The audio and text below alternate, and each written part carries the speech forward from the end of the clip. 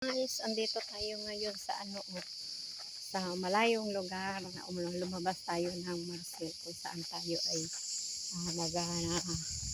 trabaho. 2 linggo tayo dito. Ayan guys, pupunta ako doon sa bilaran ng damit kasi ako dito naglaba sa banyo. Yung amo ko umalis sila. Dito ako nagbibilad ng damit. Ayan, kanilang lupa ito. Tahimik dito sa lugar nila. Ayan, maririnig mo yung sound ng kuliglig. Ayan yung buhay ko dito. 8 araw na ako dito sa lugar na to.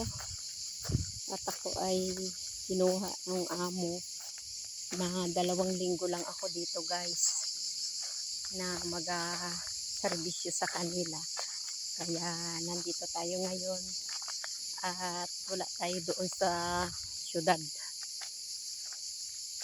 Ayan, dito guys ako nagabilad. May space pa dito. Ayan, nabilad tayo ng ating damit dito habang wala yung amo natin ay tayo ay magbibideo dito. Iwan ko muna siya dyan. Basta ko pupunta doon. Magbibilad tayo ng damit natin.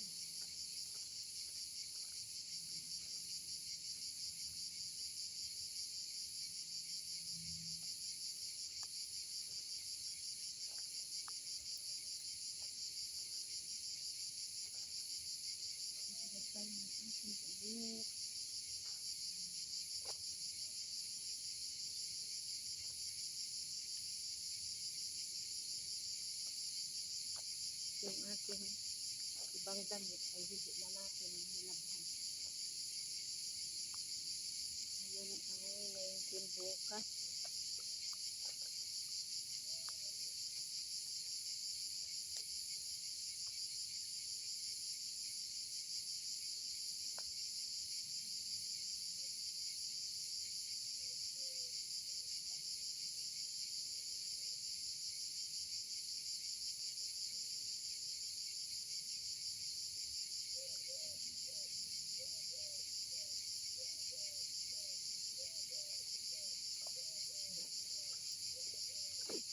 Ibang damit guys hindi na natin nilabhan.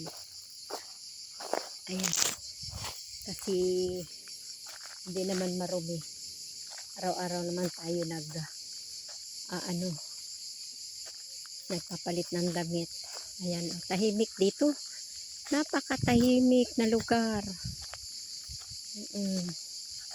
Yung bahay ng madam, tingnan mo sa labas, maliit.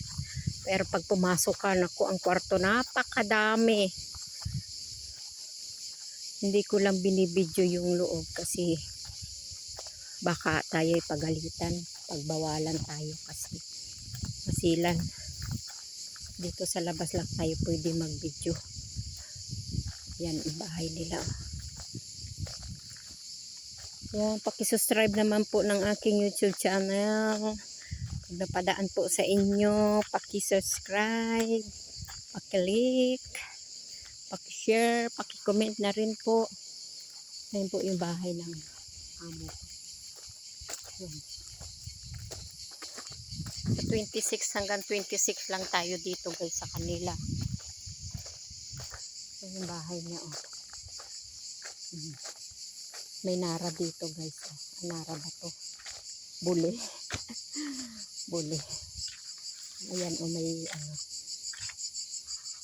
bunga siya. Ayan. Napakatahimik na lugar dito. Maririnig mo lang yung ibon, yung huni ng ibon, kuliglig yata yun. Ayan. May puno talaga dito. Dito guys ako natutulog. Yung pintuan na yan. Yan. Yan yung tulugan ko. Diyan ako natutulog pag gabi. Ayan.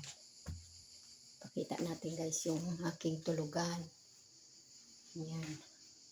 Ito naman yung banyo. Isa natin ilaw. Yan, yung banyo.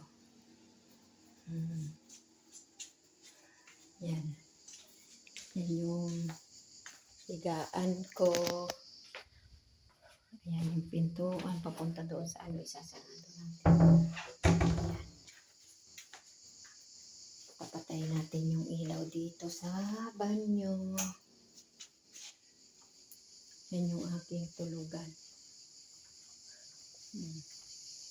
Dala-dala natin yung planggana kasi nagbilad tayo doon. Ayan.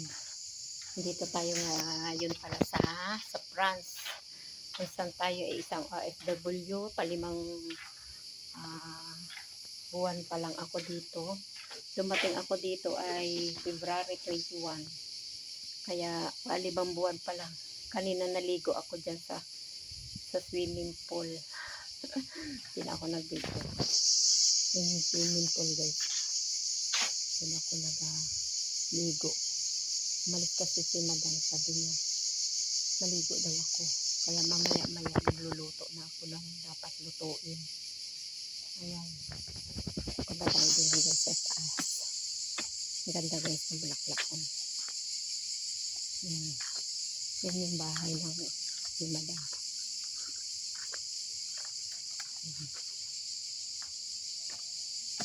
Ayan guys, oh. Dito maganda yung tahimik lang siya. Ngayon mag-isa lang ako dito. Tahimik. Yan, may tanim na ubas sila dito. 4 na puno. Ayan, may bunga siya, oh. Dito sa taas, mayroon pang bunga doon sa taas. Kapit-kapit doon, oh. Tahimik lang dito guys. Napakatahimik na lugar. Ayan ang bunga, oh. Nandito tayo ngayon sa France. Isa po tayong OFW dito sa France. Ayan. Pagka nasumpungan nyo po yung aking YouTube channel, please lang po pakisubscribe naman po ng aking YouTube channel. Ayan, tingnan nyo guys. Kitang-kita yung bundok. Ayan, oh. Kitang-kita yung kabundukan. Hindi madaan yung aeroplano. Napakatahimik dito. Tahimik na tahimik. Ayan. Ang ganda diba ng lugar guys.